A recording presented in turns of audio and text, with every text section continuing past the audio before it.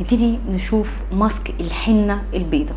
الحنة البيضاء تعني هي مجموعة من الأعشاب بتتخلط على بعض بنسميها حنة بيضاء، ولكن مفيش حنة بيضاء وحنة سوداء حنة سوداء طبعا للشعر وحنة حمراء للشعر، لكن احنا بنطلق عليها اسم الحنة البيضاء، هي للبشرة عشان تفتح وتروق الجلد وتصنفر وتخليه بيلمع واكثر نضارة.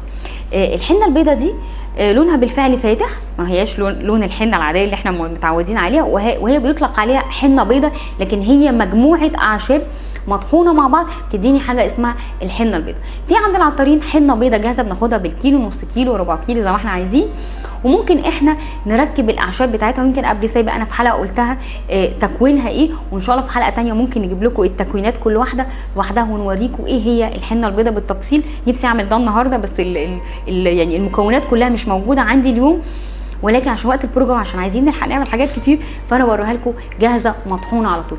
نقدر نجيبها من عند العطار مطحونه جاهزه ونشتغل بيها على طول، ونقدر نجيب كل مجموعه لوحدها من اعشاب ونطحنها ونشوف من ايه الحنه البيضاء. بس اكيد فيها صدف، اكيد فيها كاموميل، اكيد فيها لافندر، اكيد فيها حاجات رائعه تفيد البشره. الحنه البيضاء بنعملها على بشره الوش وعلى الجسم بالكامل. بتعمل لي ايه؟ بتشيل لي الحبوب الصغيره جدا الرفيعه اللي هي على سطح الجلد اللي هياش عميقه، بتفتح لي البشره، بتروقها لي، بتخلي الجسم بيلمع جدا، وكمان بتديله نضاره. طول ما انا جسمي بعمل له صنفره اسبوعيا على الاقل مرتين، طول ما انا جسمي نضر مشدود مفيش ترهل، تحسي كده يقولك جسم بيلمع بيزيق من كتر النظافه. الحنه البيضاء بتعمل هذا الكلام. تتخلط بايه الحنه البيضاء؟ بتتخلط بكذا حاجه وطريقتها بسيطه طبعا كالعاده وسهله.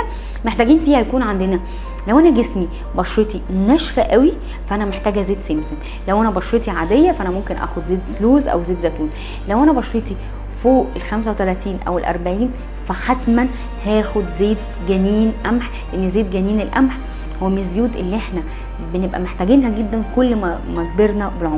ان شاء الله اليوم هنقول على زيت 3 زيوت حلوه قوي بتنفع حمام للشعر، حمام زيت للشعر، للوش بالكامل، لتحت العيون، بتدي نضاره وبتعمل عمليه جامده قوي. بس بعد ما نشوف الحنه البيضاء تكوينها ايه. هناخد الاتي، محتاجين ناخد جليسرين، محتاجين ناخد ليمون، اوكي، وممكن ناخد كمان بشر ليمون. بشر ليمون هنا اختياري الحقيقه مش اساسي. كمان هيكون معايا الزيوت زي ما قلنا، زيت سمسم لو البشره شديده الجفاف، وزيت لوز او زيت زيتون. يعني نفسي معايا تختاروا، بس انا اليوم هختار زيت لوز الحقيقه ونشتغل بيه. يبقى انا معايا زيت اللوز اليوم هشتغل بيه. هاخد معيارين من الاتي. انا هنا معايا الليمون، هو طبعا الحقيقه الليمون الايام دي شويه يعني لسه ما بقاش اصفر، احنا بنعاني عشان نجيب ليمون ينزل ميه، بس الحمد لله بنلاقي، يعني هنجيب ان شاء الله من ربنا، يعني هنجيب. هنا انا واخده معيار ليمونه، اوكي. والماسك ده الحقيقه انا مش عايزاه لين جدا، يعني انا عايزاه عفوا متوسط، وهنشوف ازاي يبقى متوسط في عجنته. ادي ليمون، وعلى فكره كل العطارين عارفين الحنه البيضاء للبشره فسهل نجيبها، وان شاء الله ما تكونش مغشوشه. وده لونها يا جماعه، بصوا لونها، ده لونها، اوكي، ده لون الحنه البيضاء، اوكي. وهي مجموعه من الاعشاب، باكد عشان بس في ناس بعد اذنكم يعني يعني بتفتي شويه، اللي يقول لك ايه، ايوه حنه معروفه، هي مش حنه، هي مجموعه اعشاب بيطلق عليها الحنه البيضاء للجسم، عشان بس نبقى، لان الحنه اللي بنحطها على شعرنا هي اما حنه حمراء اما حنه سوداء، ما فيهاش يعني، اوكي. انا هنا بعصر كده، انا عصرت ليمونه كامله، بكمل الليمونه اهي. الحقيقه انا هعوز ليمونه تاني لان الليمون ما فيهوش ميه زي ما انتم عارفين، يعني بنستخلص الليمونه قدر المستطاع الحقيقه. هناخد ليمونه كمان. يبقى انا لو جينا قلنا بدقه انا محتاجه 3 معالق كبار او 4 من الليمون، لان الليمون عنصر اساسي هنا هيفتح لي بشره الوش والجسم طبعا. والماسك ده ان شاء الله بعون رب العالمين يا ريت نعمله مرتين بالاسبوع، من الحاجات الرائعه. وعايزه اكد على حاجه مهمه كده وندردش وانا بعصر الليمون، نقول بقى كلام مفيد. ان دايما الماسكات بتاعه الصنفره عشان تفتح وتروق مهم جدا جدا جدا جدا، تريليون جدا احط في المناطق الحساسه، منطقه البيكيني ومنطقه تحت الباط، تريليون جدا نحط في الاماكن دي كل الماسكات اللي بتفتح، وما ننساش ونسيبها شويه. في ناس هتقولي طب انا هعملها لبشرتي بس، طب بعد اذنك لو هتعمليها لبشره وش حضرتك بس خدي معاكي الاماكن الحساسه. صدقوني يا جماعه كل ما اعتنينا ببشرتنا مش هتعجز مننا ان شاء الله وان رب العالمين ابدا بدري ان شاء الله. انا عصرت هنا بعد كفاح نص ليمونه، الكفاح الاخر هي نص الليمونه الثانيه. اوبس، ولا بريتي وومن دايما بيحصل معايا كده. المهم عايزه اقول حاجه يا جماعه مهمه قوي، ان دايما الماسكات اللي بتحط في المناطق الحساسه اللي احنا بنحطها على بشرتنا، بتحط في الاماكن الحساسه والمنطقه البيكيني والكلام ده كله، لما بيكون عندنا خروجه يعني مهمه ولا رايحين مكان ولا كده ولا ميعاد ولا كده، وبنبقى قايمين بقى نهتم نعمل كل الحاجات اللي في الدنيا، يعني ان شاء الله نعمل 26 ماسك ورا بعضه، يعني بتلاقي ان بشرتك نضره وبتلاقي انك حلوه كده وجميله واموره وتجنني. طب ليه ما نكونش ده؟ ليه ما يكونش ده لايف ستايل وبلاش نكسل؟ انا ناس كتير بتكلمنا بالتليفونات وعلى الموبايل وعلى الحاجات كده، حلو قوي الماسك يجنن تحفه يا استاذه، طب ما نعمله بقى. تقول لك بس انا كسلت. لا ان شاء الله مش عايزين نكسل، لان عارفين الماسكات دي بتفكري بايه؟ ان زي ما نكون كده ايام المذاكره ليله الامتحان بنقعد نبقى عايزين نذاكر كل المنهج ليله الامتحان ونقول الله المذاكره حلوه قوي، طب ما كانت عندنا السنه كلها. فعايزه اقول ان يا ريت ان شاء الله بإذن رب العالمين نداوم على الماسكات اللي بتتحط في الاماكن الحساسه على الاقل مرتين بالاسبوع، على الاقل ده على الاقل مرتين بالاسبوع. انا كده عصرت الليمونتين بعد كفاح عظيم الحقيقه. هحط عليهم معلقتين جليسرين. في حاجه بمناسبه الجليسرين، حد نزل عند عطار قال لي رانيا انا جبت زيت جليسرين. يا جماعه زيت الجليسرين هو الجليسرين نفسه، ملهاش حاجه تانية خالص. زيت الجليسرين هو الجليسرين نفسه، مفيش حاجه اسمها زيت جليسرين وجليسرين، لا ده هو ده. هناخد هنا معلقتين جليسرين. ليه الجليسرين؟ هيدي نضاره وهيلمع وهيغذي وهيرطب وهيخلي الجلد، ما اقولك يعني ما اقولكوش يعني هتبقي ما حصلتيش يعني. وكمان ما تنسوش حاجه اللي احنا دايما زمان قوي قلنا في اول حلقاتنا، ليمون وجليسرين من الحاجات اللي بتغذي وبترطب وتخلي البشره ناعمه ولونها فاتح وبتفتح، يعني ما حصلتيش مع الليمون والجليسرين.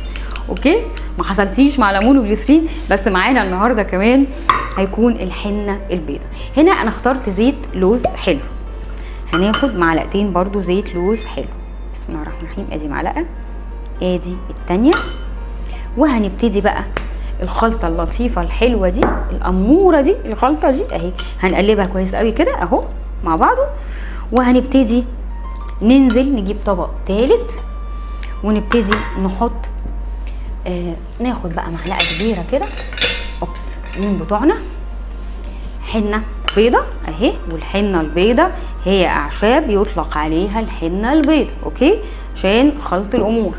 ادي معلقه كبيره، وهبتدي انزل عليهم بالخلطه اللي هي كانت ليمون وجليسرين وزيت لوز حلو. اوكي اهو ننزل عليها شويه بشويه اهو. بسم الله الرحمن الرحيم. استاذ محمد معانا هنا بالكاميرا اهي اهو، ونقلب.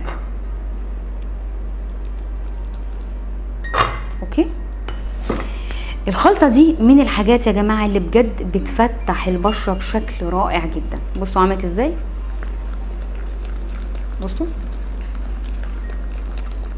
بصوا اكنها فيها كربوناتو، لان هي فعلا فيها نسبه كربوناتو بس مش كبيره، خفيفه، ففورت الدنيا شويه. بصوا تركيبه الحنه دي فيها كربوناتو بس بنسبه خفيفه مش بنسبه قويه. حاسه لما انا حطيت عليها الخلطه فورت الدنيا، هو ده اللي انا عايزاه.